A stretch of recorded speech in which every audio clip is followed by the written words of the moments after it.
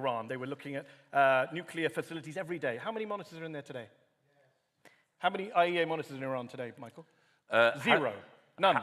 Trump's made the world less safe. If you believe... I don't know whether it's naivety or misdirection, but if you believe that IAEA monitors are the way to ensure that Iran is not going to develop a nuclear weapon, when you've already acknowledged that the rate at which uranium was being enriched was significantly higher over the... Because he tore up the deal, the guy you loved. No. It's because of the intent of Iran. It is because of the intent of that regime. Mehdi, you have to acknowledge that what we've seen, with or without Trump, is the limits of multilateral organizations. How? And actually, you've... What is up, everybody? Jackson here. And this is a proper old school debate. Mehdi Hasan going toe-to-toe with Michael Gove over the Iran strikes, and it gets heated fast. Mehdi's whole argument centers on one specific fact. Under the 2015 nuclear deal, Iran was capped at enriching uranium to 3.67% under active IAEA monitoring, and that deal held until it was torn up in 2018. Since then, enrichment allegedly jumped to 60%, and after the recent strikes, the international monitors are reportedly gone entirely.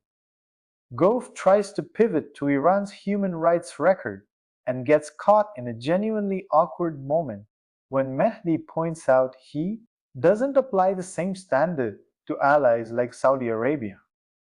I want to break down which of these claims are solid and which need a second look, because there's real substance buried in the back and forth. Stick with me, get that like in, get subscribed, because we go through the actual record here. Now, let's get into it. Fundamentally, Michael, all of your arguments revolve around, trust me, it's happening, trust Trump. Yes, he's promised to go after Russia today. Let's see what he says tomorrow and the day after. The whole point why the world is less safe is because you have a reckless, impulsive, ignorant president who doesn't know what he's doing. And when you say everyone in the Middle East is chastened, it reminds me of that last big war you supported, Iraq, when we were told mission accomplished, and it all fell apart.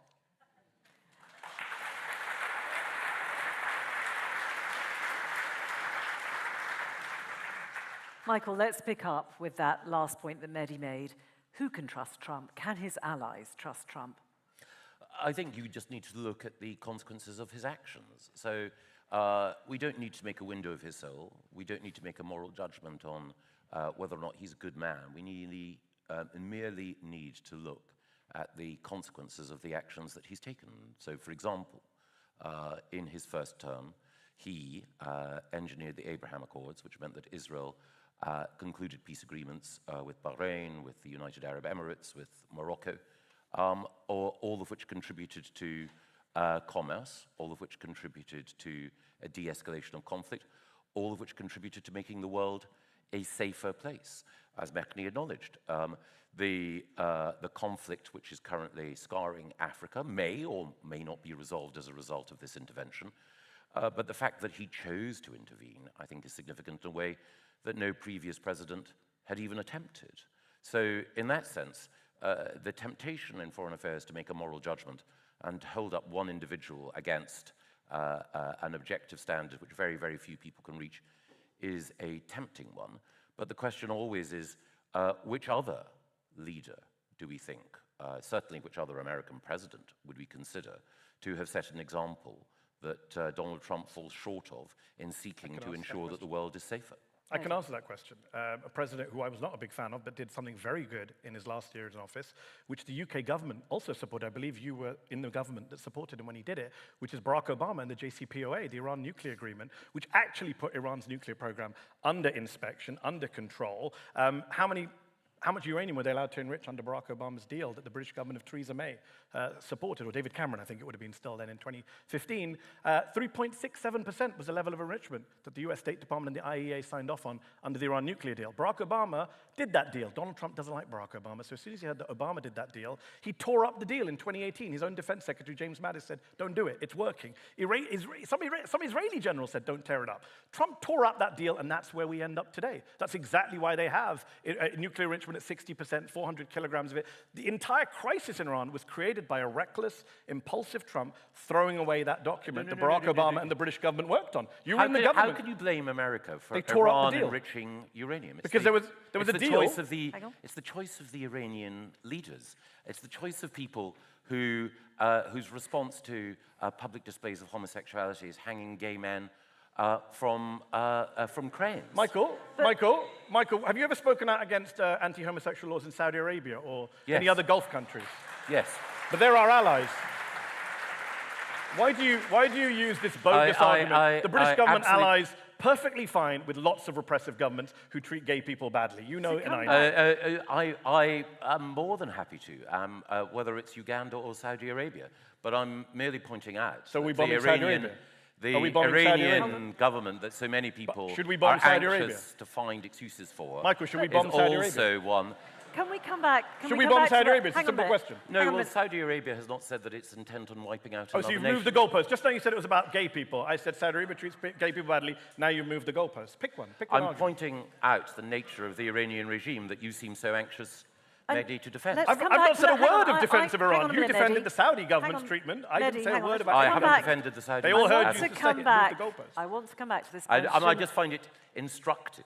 Michael, is so Michael, hang on, no, Ritterly, just made a draw your own conclusions. So hold on, William Hague, who was the leader of your party, the foreign secretary, wrote an article in the Times where you used to write, saying that this action will more likely lead to a bomb than anything else. Is he also an Iran stooge, Michael? So that's the specific point I wanted to put to you, Michael. Are we in a position where nuclear proliferation is more likely rather than less 100%. likely?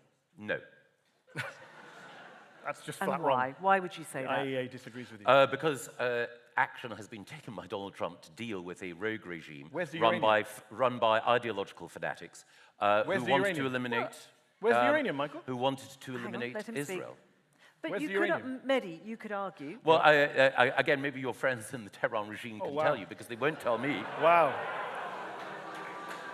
Wow. How are they my friends, Michael? Is it my name? My skin color? I'm still waiting. My religion? Which one is it? I'm still waiting for any criticism of them. I'm happy to criticize them. I think Iran is a country with a horrible human rights abuse and shouldn't be developing nuclear weapons, which the US government, by the way, of Trump said they are not developing nuclear weapons. You lied to the audience at the podium when you said they were developing nuclear weapons. Tulsi Gabbard said in March they're not developing nuclear weapons. I guess she's also an Iran stooge. Trump is also an Iran stooge. I would point out to you, very important point. There were 274 monitors from the IEA in Iran up until Trump struck Iran. They were looking at nuclear facilities every day. How many monitors are in there today? How many IEA monitors in Iran today, Michael? Zero. None. Trump's made the world less safe. If you believe... I don't know whether it's naivety or misdirection, but if you believe that IAEA monitors are the way to ensure that Iran is not going to develop a nuclear weapon, when you've already acknowledged that the rate at which uranium was being enriched was significantly higher over the... Because he tore up the deal, the guy you loved. No. It's because of the intent of Iran. It is because of the intent of that regime. Mehdi, you have to acknowledge that what we've seen, with or without Trump, is the limits of multilateral organizations. How? And actually, you've got a president who is willing to grasp difficult issues and take them in a direction of his choosing. Richard, I respect that you're the moderator and you have to ask that question, but you know very well, every non-proliferation expert agrees that those strikes did not help with non-proliferation. The IEA have come out and said it didn't help. And by the way, the uranium is missing. You mean the former Dutch Prime Minister who sends texts to Donald Trump in caps locks, sucking up to him like you do. Great, what a credible source you have there. Most nuclear experts look at the uranium missing and say, hold on, we had a deal where they were enriching at 3.67%, supported by David Cameron and Michael Gove, supported by Barack Obama. Trump tore it up. They started enriching more. Then we bombed them, so they hid the uranium. Given we bombed them, they're more likely to now want a nuclear weapon because they see North Korea, where Trump loves North Korea. They say, we want to be like North Korea. One more question. Trump loves North Korea. Do you love North Korea? One more question to you, Michael. Your friends in Pyongyang. Open it to the floor, which is, Michael, if this is a president who wants to end wars, why do you think he treats his allies so inconstantly, so unpredictably? And where does that leave? If you were in government now, how would you handle President Trump? Well, the first thing to say is, contrary to Mehdi's mischaracterization, when it comes to multilateral organizations that have kept the peace, I would prefer NATO over the IAEA any day. And the current Secretary General of NATO, I mean, I know that Mehdi might think that being Dutch Prime Minister is somehow a disabling He's factor. not a non-proliferation expert, Michael, is my point. The IAEA chief is. Well, NATO has more successfully kept the peace than the IAEA for decades. Well, the IAEA and I was think right that the about Iraq Secretary and General of NATO may know rather more about diplomacy in the military than either Mehdi or I, and it's his conclusion that the strike on Iran made the world safer. So And if you could answer the question, if you were in government now, how would you deal with a president who is not always very kind, to put it politely, to his allies? In the same way as I would have treated President Obama or President Clinton or President Nixon or any US president. You have to recognize that an American president is naturally going to pursue the national interest of their own nation. And where someone is leading that country who is inclined to be in the historic tradition of an ally, work with them, but where you disagree, say so. Okay, now I'm going to open it up to all of you for questions. I know there's lots of real passion out there. Please ask questions, don't want speeches. Michael has to go at 7:30, so if you've got a question specifically for him, that would be great. I'll begin with those. I'm going to start, I can see a couple of hands up on the right-hand side, so I'm going to start over here. I think you're going to go to the first one. There's a couple at the back there, and then we'll go round. And I know you guys, I will come to you up there as well. I'm going to take two, yes. Thank you very much. My question is for Michael, who mentioned Iranian gays. You said that the Iranian regime treating them badly. Yes, very badly, even sometimes put them in the jail. And during this strike, Israeli government struck Iranian prisons. During the visit time, killed most than 50 persons in one go. Most of them, the families, and they were LGBTQ community. Yep. How killing gays are helping them? How you're mentioning Iranian gays now in this conversation? Okay. And there's a question at the back there as well. If you can ask questions, that would be great. There's a gentleman with his hand up right there.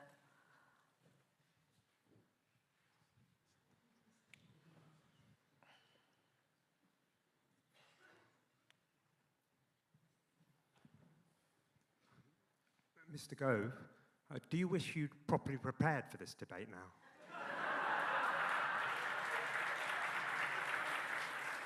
Okay, I'm going to take one more. There's one over there on the right. Mr. Gove, did I understand you correctly? You said we're not to pass judgment about Mr. Trump based on his morals, but solely based on the outcome of his actions. Is that now, with all the talk about shared value, is that now your view? Morality does a lot of heavy lifting here. Is it an irrelevance, in your opinion, whether a leader of a nation has respect for the rule of law and whether he is a man of integrity? Okay, thank you. Michael. Well, on those 3 points, on the first point, it is the case that the Iranian regime has done terrible things to its people, which is why almost every Iranian diaspora organization wants to see it go, and why there was such widespread support for what was, as Mehdi. Let's get into the core factual dispute first, because it's the thing this whole debate hinges on. Mehdi's claim is that the 2015 nuclear deal capped Iranian enrichment at 3.67%, with roughly 274 IAEA monitors on the ground verifying compliance daily, and that after the deal was abandoned in 2018, enrichment climbed toward 60%, and now, post-strikes, there are reportedly 0 monitors present. If those specific numbers are accurate, that's a genuinely serious deterioration in verification and oversight. Going from continuous international inspection to none at all is not a small ship, regardless of how you feel about the strikes themselves. Gove doesn't really dispute the numbers directly. His response is that the regime's intent is what changed the calculus, not the mechanics of the deal. That's a values-based argument, not a factual rebuttal. and it's worth noticing that distinction. Then there's the Saudi Arabia exchange, which is the moment that clearly rattled Gove Mehdi's point. Wasn't Iran's human rights record doesn't matter. It was that citing human rights abuses selectively, condemning them in an adversary while giving allies a pass isn't really a human rights argument at all. It's a rhetorical tool. Gove's answer that Saudi Arabia is an ally and hasn't threatened to eliminate another nation is at least a real distinction rather than a dodge. But it also somewhat proves Mehdi's underlying point. The human rights framing was doing less work than the alliance framing. On the audience question about Iran's LGBTQ prisoners reportedly killed during a strike on a prison, that's an extremely serious, specific claim. And if true, it's a genuinely devastating rebuttal to using LGBTQ rights as a justification for the strikes. I'd want that verified against independent reporting before treating it as settled. But it's exactly the kind of claim that deserves real scrutiny rather than being glossed over. Now, the economic material, the specific arms export license figures, the RTX contract numbers, the global arms revenue total, those are concrete, checkable numbers. And if accurate, they point to something worth taking seriously. There's a real financial interest in sustained conflict that exists independent of whether any particular war is justified on its own terms.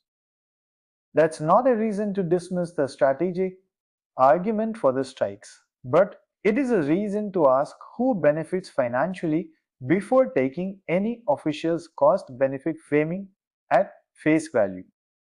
I'd encourage verifying those specific contract and revenue figures against primary defense industry reporting rather than taking any single source's numbers as final. Where I think Gove actually made a fair, defensible point is separating morality from outcomes when judging foreign policy. You can consistently apply a results matter standard without being naive about a leader's character, but that standard cuts both ways. If outcomes are what matter, then whether the strikes actually reduced or increased the risk of Iran pursuing a weapon is the entire ballgame. And that's the specific claim Mehdi was contesting with the monitor. And enrichment numbers. So here's my question for you. Does the loss of on-the-ground verification actually make the world less safe regardless of the strategic case for the strikes, or does removing the threat outweigh that trade-off? Tell me where you land in the comments. And if you want more of these deep dives into what's fact versus framing, get subscribed, because that's exactly what this channel is here for.